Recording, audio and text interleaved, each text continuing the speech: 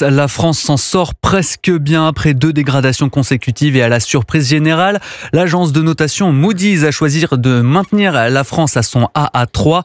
Mais tout n'est pas parfait, bien au contraire même, puisque la perspective devient négative.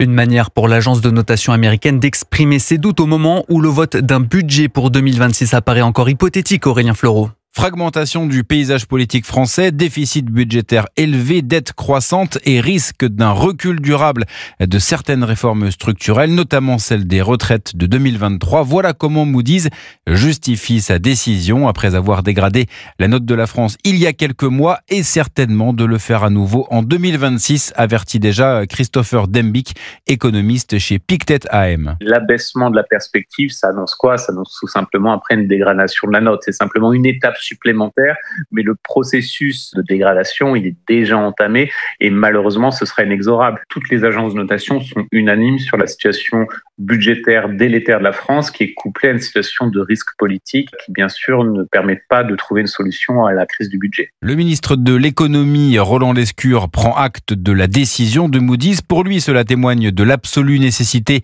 de trouver un compromis budgétaire alors que les débats ont débuté hier à l'Assemblée dans une ambiance loin de la concorde nationale.